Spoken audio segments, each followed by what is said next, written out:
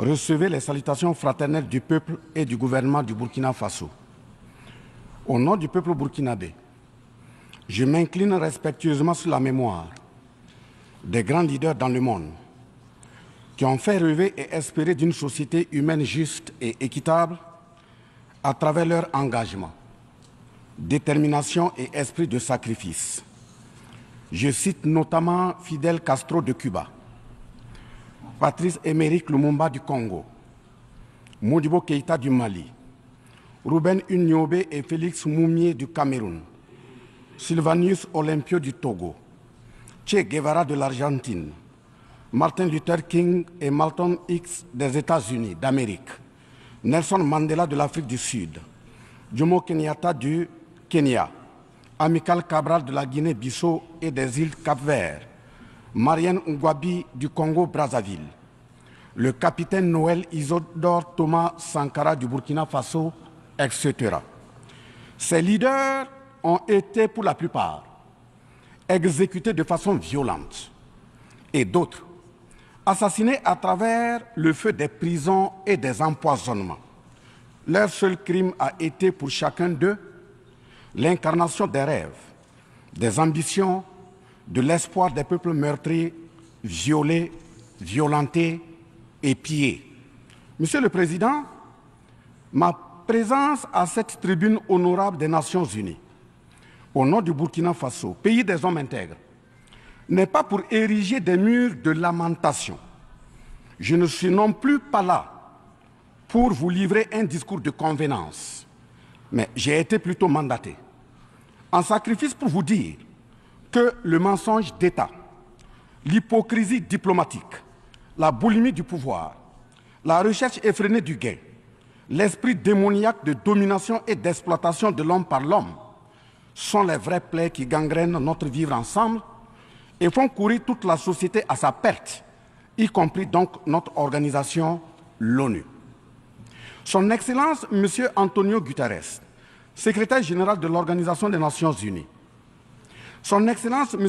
Joe Biden, président des États-Unis, Son Excellence, M. Denis Francis, représentant permanent de la Trinité et Tobago auprès des Nations Unies, élu président de la 78e session de l'Assemblée générale, Son Excellence, M. Luis Inácio Lula da Silva, président de la République fédérative du Brésil, permettez-moi de reprendre ici des parties de vos propos, discours respectifs prononcés à cette même tribune à l'ouverture de cette 78e session. Primo, je cite, « Nous sommes dans un monde sans dessus-dessous. Des cadavres jonchent les plages où des milliardaires se prélassent. » Pour la deuxième personnalité, je cite, « Nous sommes à la croisée des chemins. Nous avons une cause commune, à savoir léguer à nos enfants un monde avec un bon climat social. » Fin de citation. Pour la troisième personnalité, je cite, « Malgré les difficultés, nous pouvons nous en sortir. Ce ne sont pas les capacités qui manquent, mais la volonté politique. Sinon, nous pouvons apporter le progrès et la paix pour tous. » Fin de citation. Pour la quatrième personnalité, je cite, « Il y a dissonance entre les discours et les pratiques, les faits. Le Conseil de sécurité de l'ONU est paralysé. L'ONU doit assumer ses fonctions d'un monde solidaire et équitable, conformément aux principes édictés dans la Charte. Cela suppose qu'on ait le courage de lutter contre les inégalités. » Fin de citation. La quintessence des expressions de ces quatre autres personnalités signifie clairement que les inégalités dans le monde sont voulues, sinon qu'avec un minimum de courage et de volonté politique, nous pouvons, à défaut de les éradiquer, les amenuiser à leur congrue expression. En effet, chaque année, les discours pleuvent au même titre que les promesses et engagements. Les preuves de la dissonance entre les discours et les faits sur ces questions de principes contenus dans la Charte de l'ONU, dont la justice, l'égalité, la dignité, l'intégrité, le droit à l'autodétermination, la souveraineté des États, l'inviolabilité du territoire et le respect du droit international sont ce qui se passe en Libye, dans le Sahel, précisément sur le Niger, et sur la crise entre la Russie et l'Ukraine. D'abord, en Libye, suite à cette catastrophe diluvienne, Des milliers de voix ont été fauchées, des milliers de vies donc ont été fauchées, pour badigeonner nos consciences de tranquillité transparente. Chaque nation se précipite pour présenter sa compassion, sa solidarité. C'est certes pour donner l'impression que nous vivons en société et que nous défendons des valeurs. L'honnêteté intellectuelle le recommande et l'histoire des consciences nous reflète que nous devons présenter nos sincères excuses au peuple libyen pour avoir été, collectivement et individuellement, par passivité condamnable ou par complicité active et inacceptable, aux côtés des bourreaux qui ont été la première catastrophe anthropique en Libye. C'est cette catastrophe qui a mis la Libye à genoux en la saccageant et tuant son guide avant que les eaux de déluge ne viennent l'endeuiller davantage. Et malheureusement, à la tête de cette catastrophe humaine était l'ONU sous la résolution 1970. Et le silence coupable voit la complicité de la CEDEAO et de l'Union africaine. Cette macabre intervention, avec la France de Nicolas Sarkozy en tête, a liquidé le guide libyen, le colonel Mouammar Kadhafi, le 20 octobre 2011. Si les condoléances au peuple libyen avaient un minimum de bon sens et sans hypocrisie, cette diplomatie macabre n'aurait jamais lieu autour du cas du Niger pour y créer une Libye bis. Ensuite, pour preuve que les relations internationales sont teintées d'une haute hypocrisie diplomatique, dénudées de conscience, de morale, de dignité, d'intégrité, de justice, donc de paix, ce sont encore les mêmes gesticulations dans un aliment scandaleusement mortifère qui s'agitent comme des fauves autour de leur proie blessée pour la dévorer. Aujourd'hui, nous avons fait le constat malheureux que, contrairement au discours de profession de bonne foi prononcé à cette tribune de l'ONU, invitant au respect de la Charte de l'ONU et du droit international, les dirigeants représentant le peuple frère du Niger ont été pratiquement interdits d'accès au siège des Nations Unies. Le Burkina Faso condamne fermement cette manœuvre sordide qui relève de pratiques moyenâgeuses.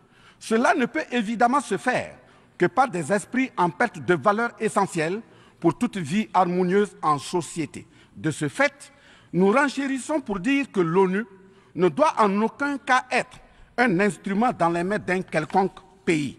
Les leaders panafricanistes qui se sont battus pour l'unité africaine, nos grands-parents qui sont tombés dignement sous les balles assassines des colons, les dignes fils africains qui se sont sacrifiés pour l'honneur sur le continent et qui ont lutté férocement contre la traite négrière et le néocolonialisme, ont eu leur sommeil de guerriers perturbé pour avoir entendu qu'une poignée d'enfants égarés de l'Afrique tiennent le Niger, telle une boule de coton, à l'envahisseur afin qu'il y mette le feu. Oui, cher continent africain, une poignée de tes enfants a décidé de t'humilier et de te vilipender à travers le mensonge éhonté d'État, en commençant par le Niger. Par conséquent, je lance un appel vibrant et solennel au peuple sénégalais, béninois, nigérian, ghanéen, tchadien, ivoirien, comorien, bissau-guinéen et tous les peuples d'Afrique à se mobiliser davantage dans la fraternité et la solidarité africaine afin d'éviter que les impérialistes mettent le feu au Niger, comme le cas de la Libye. Monsieur le Président, Monsieur le Secrétaire général, distingué personnalité, j'insiste à cette tribune de l'ONU et devant le monde entier que la CEDEAO, l'Union africaine et l'ONU doivent impérativement se muer en des organisations véritables des peuples en lieu et place de structures d'une minorité de chefs d'État. Elles ne doivent pas être utilisées et instrumentalisées pour déstabiliser des pays frères en assassinant leurs leaders. Ce n'est qu'à ce prix que la charte de l'ONU et le droit international auront un sens. Enfin, parlant de la charte de l'ONU et du droit international, un conflit entre la Russie et l'Ukraine est entretenu et voulu par certaines puissances. Ainsi, plusieurs pays occidentaux, notamment les États-Unis et l'Union européenne, y ont déversé toutes sortes de soutien, notamment militaire. Les populations civiles ukrainiennes, engagées comme volontaires, dont certains pilotent même des chars, sont félicités et traités de patriotes. Le Mali, le Niger, et le Burkina Faso font face à une guerre qui leur a été imposée par l'impérialisme sous le couvert de terroristes de toute acabit, sémant terreur et désolation. Malgré l'existence de cette même charte des Nations Unies, avec ses principes d'égalité, de justice d'une part, et d'autre part, le même droit international invoqué, à cette tribune de l'ONU, il y a nettement un fossé abyssal dans le traitement des questions. En effet, prenant le cas du Burkina Faso, les populations civiles, face aux incursions barbares et meurtrières des terroristes, ont décidé de s'engager aux côtés des forces de défense et de sécurité. Ces populations ainsi engagées, formées et encadrées par les FDS, sont appelées des volontaires pour la défense de la patrie. Ainsi, au Burkina Faso, nous avons 58 000 VDP, dont 42 000 VDP communaux et 16 000 VDP nationaux qui combattent sur tous les fronts aux côtés des forces de défense et de sécurité formées, encadrées, orientées par elles. Celles-ci n'agissent que sur instruction et surveillance des FDS et conformément à des textes réglementaires en vue de protéger leur vie et leurs biens. Ce sont ces patriotes que certains chefs d'État de la CEDEAO et de l'Union africaine, sur instrumentalisation de puissances impérialistes capitalistes, tentent de faire croire à la communauté internationale que ce sont des milices. C'est cela le mensonge éhonté d'État. Monsieur le Président, si la communauté internationale était honnête et sincère dans son engagement contre le terrorisme, il ne perdurera point, de sorte à ce que des populations civiles s'engagent et se forment pour assurer leur propre défense. Parlant d'un manque de franchise de cette communauté internationale, voici les exemples. Premièrement, lorsque le Mali, le Burkina Faso, le Niger et d'autres pays se sont organisés sur leurs frontières communes en mutualisant leurs forces pour faire face au terrorisme, la France est venue de nulle part imposer son instrument qu'est le G5 Sahel. Aujourd'hui, la CEDEAO, qui a subitement une force d'intervention pour établir des démocraties, a annoncé un apport de 2 milliards de dollars US. Mais à la création de cette G5 Sahel, jusqu'à nos jours, à sa vaporisation, cette CEDEAO n'a pu débourser que 25 millions de dollars, 25 millions de dollars US. Où est donc le sérieux dans la défense des vies humaines prônée par la Déclaration universelle des droits de l'homme et des peuples? Deuxièmement, le Burkina Faso subit des sanctions cyniques suite au coup d'État du 30 septembre 2022. Cette nébuleuse dite communauté internationale, sous l'impulsion de la France qui est passée par ses valets locaux en Afrique, a tenté d'abord de faire nommer un Premier ministre au Burkina Faso en vain. Ensuite, ils sont passés à l'imposition de ministres dans des postes stratégiques au sein du gouvernement burkinabé en vain. Et enfin, ils ont négocié le maintien des relations afin que le capitaine Ibrahim Traoré mette en œuvre tout ce qu'ils décideront, condition sine qua non d'une durée à souhait au pouvoir. L'ayant aussi refusé, au nom de l'intérêt supérieur de son peuple, une avalanche de mesures répressives, de menaces, de tentatives de coup d'État, manœuvres immorales sont en élaboration dans des laboratoires criminels. Et malheureusement, toutes ces manœuvres et missions macabres sont pilotées en marionnettes téléguidées par des personnages de couloir présidentiel africains. C'est ainsi que même cette fameuse initiative d'Accra, sans le Mali, n'a pas fait long feu. Troisièmement, en plus des coupures d'aide, d'annulation de conventions de formation de nos forces de défense et de sécurité, nous assistons au blocage de notre matériel militaire, commandé avec la sueur de nos compatriotes, toujours sous l'impulsion de la France. En exemple, pour les vecteurs aériens nécessaires pour le contrôle et la défense du territoire, nous avons eu un contrat avec le Brésil, dont la licence d'armes devait provenir de la Belgique et le système de navigation de tir ainsi que des caméras des États-Unis d'Amérique, puis un moteur du Canada. Ces moyens sont aujourd'hui fallacieusement et cyniquement bloqués. Vous parlez de défense des droits humains à cette tribune de l'ONU. Je vous invite donc à nous livrer incessamment nos armes pour la défense et la protection de nos populations meurtries. En tout état de cause, vous êtes solennellement saisis. Et si rien n'est fait, l'histoire vous tiendra responsable de non-assistance à personne en danger.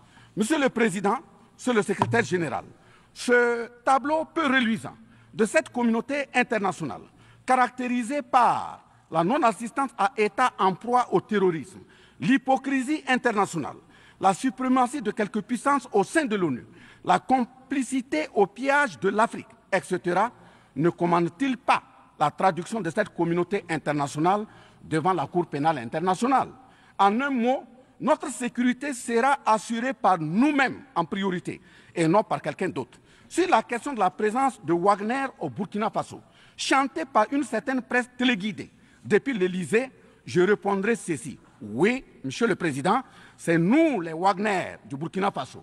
Oui, ces braves forces de défense et de sécurité et volontaires pour la défense de la patrie sont les Wagner du Burkina Faso. Par conséquent, du haut de cette tribune de l'ONU, je magnifie le sacrifice de tout patriote au nom de l'intérêt national. Je salue vivement la mémoire de tous ceux qui sont tombés les armes à la main et magnifie le courage et l'intégrité de ceux qui sont toujours en vie et foncent inexorablement et de façon sacrificielle vers la victoire de notre peuple et la sauvegarde de notre patrie. Au lieu de nous aider à arrêter cette saignée humaine, ce sont des accusations fallacieuses, des mensonges éhontés d'État, englobés dans une diplomatie d'hypocrisie et des menaces voilées pour nous indiquer des partenaires à fréquenter et des conduites à tenir. Nous disons non. Au nom de la même charte des Nations Unies et du droit international que vous évoquez tous et toutes ici à cette tribune, les peuples africains en général et sahéliens en particulier sont résolument engagés à assumer absolument et pleinement leur émancipation totale pour un progrès social véritable. Ainsi, le Burkina Faso liera de façon souveraine ses partenariats avec qui il veut et achètera ses moyens de défense avec qui il veut. Qu'un pays s'appelle Russie, Iran, Turquie, Azerbaïdjan, Cuba, Nicaragua, Corée du Nord, le Burkina Faso y achètera et y vendra librement ses produits sans intermédiaire, encore moins une autorisation de qui que ce soit, et cela advienne que pourra. Monsieur le Président, le Secrétaire général, parlant toujours d'hypocrisie et de mensonges d'État, dans cette question de lutte contre le terrorisme, en général et dans le Sahel en particulier, voici d'autres faits que vous n'ignorez certainement pas, et j'en suis certain. Primo, dans le Sahel, nous avons près d'une dizaine de milliers de soldats d'armées étrangères, composés en majorité de soldats français, mais également des soldats américains, allemands, italiens, etc., avec des armes, des matériels volants et de surveillance des plus sophistiqués au monde. Et malgré tout, personne ne voit des colonnes de centaines de terroristes se déplacer pour aller servir la désolation et la mort, souvent avec des armes inimaginables. Au Mali, au Niger et au Burkina Faso, il n'y a ni usine de fabrique d'armes, ni de munitions. Qui recrute donc ces terroristes? Qui les entraîne? Qui les dote en permanence? Qui les nourrit et avec quels moyens? Croyez-vous à cette philanthropie au nom de laquelle des Occidentaux vont envoyer leurs militaires au Sahel mourir pour des beaux yeux des Sahéliens? Si oui, qu'est-ce qui justifie les énervements et autres gesticulations puériles et diplomatiques dès qu'on dit à la France de déguerpir militairement? La vraie raison, ce sont les ressources du sous-sol au Sahel. En effet, l'Assemblée nationale française a voté la loi numéro 057-7-27 du 10 janvier 1957, parue dans le journal officiel de la République française du 12 janvier 1957, portant création de l'Organisation commune des régions sahariennes, OCRS, qui regroupe des parties du Mali, du Burkina Faso, du Niger, de la Mauritanie, de l'Algérie, etc. Cette zone n'a jusque-là pas d'égal dans le monde en termes de richesse de sous-sol. À titre d'exemple, la nappe phréatique la plus importante va de la Mauritanie à la Somalie, en passant par le Mali, l'Algérie, la Libye, le Niger, etc. Le journal Le Monde du 23 juillet 1957 avançait le chiffre de 6 à 7 millions de tonnes de pétrole comme production potentielle annuelle du Sahara. En plus de ces ressources naturelles, nous avons l'uranium, l'or, le cobalt, le zinc, le diamant, le lithium, le cuivre, etc. Si vous, les Occidentaux, vous aimez tant les Sahéliens pour y amener vos militaires, mourir au nom de la démocratie, de la liberté, des droits humains et de la paix, pourquoi tout le continent africain, qui compte 1,3 milliard d'habitants, dont le deuxième continent le plus peuplé, avec 30 415 873 km² et 54 États n'a aucun siège permanent au sein du Conseil de sécurité avec un droit de veto. N'est-ce pas là, au-delà d'un crime d'État, un crime onusien? Donc, halte aux mentions diplomatiques grossiers consistant à dire que ces puissances impérialistes viennent au Sahel pour défendre la démocratie et des droits humains. Parlant de droits humains, je vous rappelle que la première charte au monde sur cette question de droits humains de l'homme est bien celle de Kouroukan-Fougan de 1236 au Mandé actuel Mali. De ce fait que les moralisateurs expansionnistes gardent leur rhétorique de respect des droits humains à géométrie variable pour leurs terroristes qu'ils encadrent. Secondo, l'Afrique n'aime pas comparer les morts. C'est un manque d'éducation que de le faire. Par conséquent, je m'incline respectueusement sur la mémoire de toutes les nationalités ayant perdu la vie en Afrique en général et au Sahel en particulier. Ainsi, sur les sorties hasardeuses, condescendantes et malheureuses du président de la République française Emmanuel Macron, et qui frise souvent le ridicule, tout en se glorifiant d'une hypothétique condescendance sur les peuples africains, je m'impose le devoir de lui faire un petit cours d'histoire sur sa propre histoire. Voilà pourquoi les salles de classe sont faites pour que les enfants apprennent les cours et grandissent bien, que de s'adonner à autre chose, au risque de se perdre à jamais. Mais pour commencer, je précise qu'aucun peuple africain ne s'est opposé au peuple français. Il n'y a pas donc de sentiment anti-français en Afrique. Il n'y en aura jamais du fait de notre légendaire hospitalité et amour du prochain. Il y a que les peuples africains refusent la condescendance, l'arrogance, l'insolence, la suffisance, le paternalisme, le pillage de ses ressources et le crime organisé. En effet, pour votre mémoire, M. Emmanuel Macron, d'abord, je rappelle l'appel à travers la BBC en Angleterre le 14 juin 1940, lancé par votre propre grand-père, le général de Gaulle, à l'endroit de l'Afrique pour venir sauver la France des griffes des nazis. Comme rappel, nous avons 17 000 Maliens morts pendant les 2 guerres mondiales, d'une dette de sang que la France semble avoir occultée. S'ils le veulent, qu'ils aillent dans le livre, confère livre de Bakary Kamia, professeur agrégé de l'université Sorbonne. J'ajoute dans ce même document, à la page 344, au tableau 21, les vétérans soudanais des 2 guerres. Il en résume un total du Burkina Faso, du Mali et du Niger à 82 208 combattants qui sont tombés. Et au niveau de l'Afrique occidentale française, il y a eu 154 519 combattants mobilisés, qu'ils se confèrent donc aux sources Henri Léger, rapport de fin de mission en AOF Dakar, le 13 juin 1950, archives du Sénégal, code 4 D 68, acte parenthèse 89, voire annexe 5. Ensuite, le 17 novembre 1986, François Mitterrand, président français d'alors, en réponse au capitaine Thomas Sankara, disait ceci, je cite, « L'Afrique a été pillée. J'ai parlé de matières premières. J'aurais dû parler des hommes. Pendant des siècles, on vous a exploité humainement. On a volé vos hommes, vos femmes, vos enfants. On s'est servi de vous. Je comprends votre refus, votre révolte, et j'approuve votre combat. Vous avez raison de refuser d'être un continent sacrifié. Le moment est venu où vous devez vous-même développer vos économies à partir de ces biens et de ces hommes. Et le devoir de ces pays qui ont profité abusivement du travail africain, c'est de restituer à l'Afrique une part de ce qui a été pris au travers des siècles derniers. » Fin de citation. Effectivement, l'Afrique a toujours été vachement pillée, mais elle reste riche en hommes, en valeur et en richesse minière. Pour preuve, parlant de ses ressources minières, l'Afrique, c'est 30% des ressources minérales mondiales, 40% des réserves d'or, 33% des réserves de diamants, 80% des réserves de coltan, 60% des réserves de cobalt, 55% des réserves en uranium, etc. C'est pour la défense ferme de cette Afrique que la jeunesse africaine est plus que jamais debout. Monsieur Macron, avez-vous encore besoin d'un peu d'histoire pour vous remémorer? Enfin, bien avant cette sortie regrettable et donc malheureuse du président français Emmanuel Macron, il s'était attaqué, comme tant d'autres de ses compatriotes politiciens, à la maternité africaine. Et là aussi, je tiens à lui rappeler que l'Allemagne compte 80 millions d'habitants environ sur une superficie de 347 000 km² face au Congo, qui a 95 millions d'habitants sur une superficie de 2 345 000 km².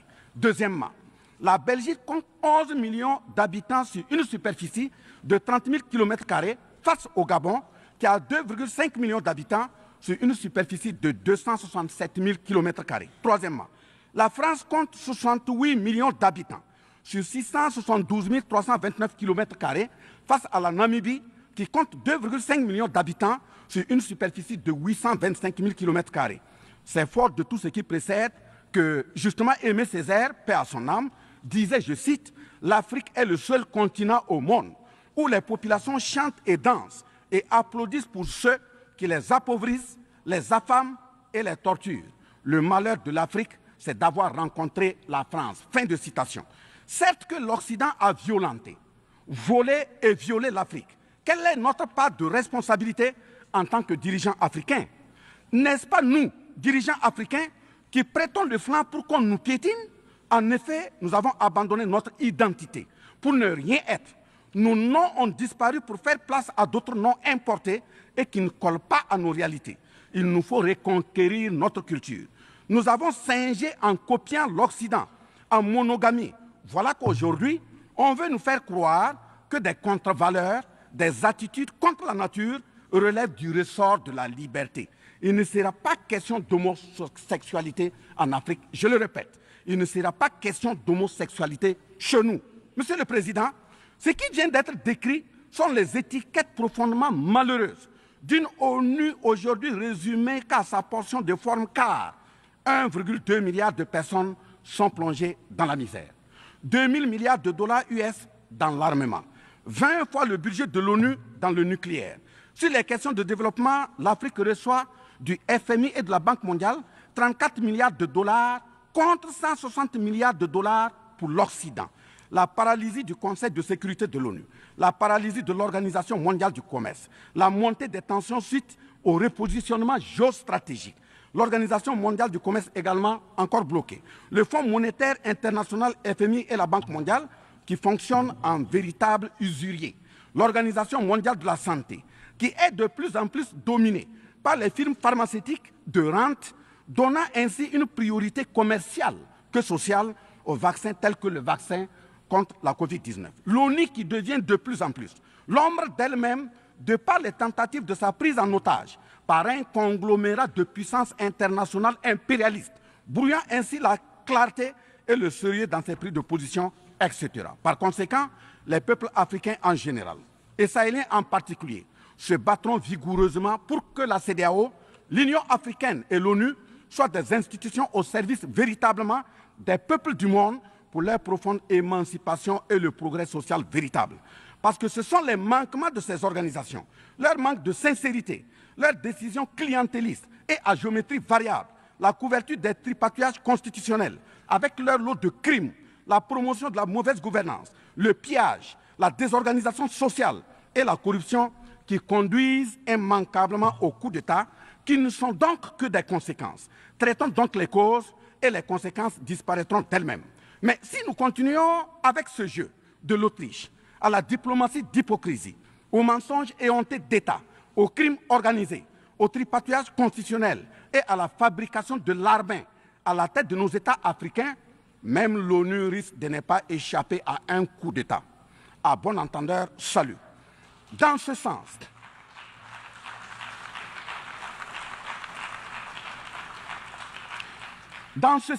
et afin de prendre leur destin en main, le Mali, le Niger et le Burkina Faso ont signé l'Alliance des États du Sahel, en abrégé AES.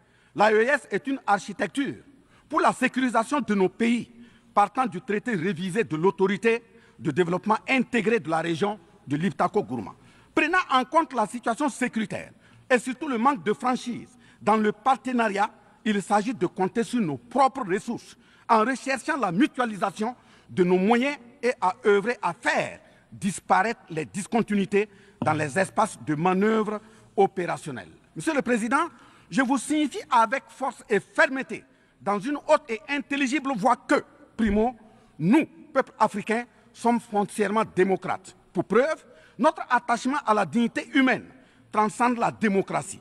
Ce que nous refusons, c'est moins donc la démocratie que le piège de la démocratie qui nous est tendu. Ainsi, la démocratie électoraliste s'est avérée un moyen de contrôle de nos États à travers le jeu de chaises musicales de dirigeants très souvent imposteurs, corrompus, voleurs, violeurs de constitution, car étrangers au seul intérêt de nos États africains qui vaillent. Secondo, nous, Africains, sommes-nous aujourd'hui reconnus dans notre dignité d'homme, au sens de un homme égal à un homme? La réponse assurément est non, au-delà des convenances circonstanciées, pour nous endormir et mieux nous asservir. Triste pour le continent noir, reconnu scientifiquement comme berceau de l'humanité, mais dans la réalité humilié, placé sous contrôle dominé. Des indépendances factices aux guerres fratricides, de la démocratie électoraliste aux aides biaisées, des guerres de rapine au terrorisme malicieusement fabriquées, entretenues et injectées dans nos contrées africaines, notamment au Mali, au Burkina Faso et au Niger. Il y a une seule constante, nous dominer, maintenir le pied sur notre cou, tel le cas de notre malheureux frère George Floyd aux États-Unis, ici même. Est-ce cela la démocratie? Et il se trouve des partisans de cette conception étriquée de la liberté pour justifier intellectuellement l'asservissement et la barbarie contre nos peuples en lutte pour leur dignité et leur souveraineté au nom d'un principe paradoxal de liberté qui, in fine, assassine la liberté. Oh liberté, quel crime n'a-t-on pas commis en ton nom? C'est pourquoi nous décidons désormais de dire non. Non à tous ces amis qui veulent du bien au point de nous menacer de guerre pour imposer leur amitié. Nous adapterons notre démocratie tant brandie et chantée par des loups dans des pots de bélier afin de sécréter par nous-mêmes le leadership politique adéquat pour nos peuples en vue de leur bonheur. Oui, l'émancipation totale et le progrès social véritable pour nos peuples constituent la finalité de toute action, qu'elle soit politique, économique, socio-culturelle et ou sécuritaire. Troisièmement, les peuples africains en général, et ceux sahéliens en particulier, ont découvert des chaînes d'aliénation économique, sécuritaire, socio-culturelle matérialisées en accord secret avec la France et sont engagés à les casser pour leur émancipation véritable. Ce sont entre autres, premièrement, la dette coloniale. Nous n'allons pas fermer les yeux et la payer tout en laissant nos populations mourir de faim et de soif et voire de maladie. Deuxièmement, la question de la monnaie dont le franc CFA, appelé franc des colonies françaises d'Afrique, n'est pas une priorité africaine. Au plan juridique, la propriété est le droit de jouir et disposer des choses de la manière la plus absolue. Confère article 544 du Code civil français chez eux-mêmes. Un brevet est donc détenu par la France sur le franc CFA. Elle est par conséquent propriétaire du franc CFA et elle la loue aux États francophones africains. Ce qui est marrant en plus est que le biais produit par la France pour l'Afrique de l'Ouest diffère de ceux de l'Afrique centrale en valeur monétaire sous la même appellation franc CFA. Le seul document reconnaissant le franc CFA est le décret numéro 45-0136 du 26 décembre 1945, dont les signataires furent Charles de Gaulle, président du gouvernement provisoire, René Pleven, ministre des Finances, et Jacques Soustel, ministre des Colonies. Quatrièmement, la priorité aux intérêts aux entreprises françaises dans les marchés publics et appels d'offres publics, c'est terminé. Cinquièmement, le droit exclusif de fournir des équipements militaires et de former les officiers militaires des colonies, là également c'est terminé, etc. Quatrièmement, personne n'applaudit un coup d'État. Mais si nous ignorons que ces coups d'État sont souvent des conséquences de la mauvaise gouvernance et des tripatouillages constitutionnels pour s'offrir des mandats supplémentaires, il y en aura toujours. Donc, ayons la lucidité de combattre les vraies causes en restant exigeants sur le respect des règles démocratiques et de la bonne gouvernance. Cinquièmement, les peuples africains ne sont pas opposés au peuple français, mais c'est plutôt la politique française, pleine de condescendance, qui est rejetée. En effet, la France, en refusant le rapatriement de son ambassadeur récusé au Niger est une violation du droit international, notamment l'article 9 alinéa 1 et 2 de la Convention de Vienne sur les relations diplomatiques de 1961. En décidant de l'interdiction des artistes du Burkina Faso, du Mali et du Niger en France, c'est une méconnaissance très grave de la portée culturelle en tant que moteur d'équilibre familial, communautaire, voire national. L'artiste est un médecin du psychique, même à distance. En déclarant qu'ils ne veulent pas de chômeurs, de migrants, de voleurs, etc. en France, nous en Afrique en général, et au Sahel en particulier, ce sont les producteurs de chômeurs et de voleurs via le pillage cynique de nos ressources que nous ne voulons pas. Mais sincère reconnaissance au peuple du monde, à l'ensemble des personnalités à tous les niveaux dans le monde qui comprennent et accompagnent le Burkina Faso, le Mali et le Niger dans cette montée, certes difficile, mais s'adresse totale sur le chemin de la pleine émancipation, l'expression de la dignité, de l'honneur, de la liberté, de l'égalité, de la prospérité, de la justice et donc de la paix. Face à la situation que traverse le Burkina Faso, le gouvernement burkinabé a mis en œuvre des actions vigoureuses à travers l'adoption d'un nouveau plan de développement, le plan d'action pour la stabilisation et le développement, et ses 4 axes prioritaires qui sont, premièrement, la lutte contre le terrorisme et la restauration de l'intégrité territoriale. Deuxièmement, la réponse à la crise humanitaire. Troisièmement, la réponse de l'État à l'amélioration de la gouvernance. Et pour terminer, le dernier élément, la réconciliation nationale et la cohésion sociale. Ces efforts visent à offrir à la population burkinabé de meilleures conditions de vie, tout en saluant l'ensemble des partenaires à travers le monde qui nous accompagnent. Nous invitons vivement ceux qui sont toujours dans le doute ou tétanisés par des rapports au contenu faux qu'ils sont les bienvenus au Burkina Faso, à condition que le partenariat cadre avec la vision de la transition résumée dans ces 4 axes. Vive l'ONU, vive la 78e session, vive les peuples en lutte, vive la solidarité entre les peuples, vive l'Afrique libre, vive l'Alliance des États du Sahel, vive le Burkina Faso, la patrie ou la mort, nous vaincrons. Je vous remercie. I thank the Minister of State, Minister of Civil Service of Burkina Faso.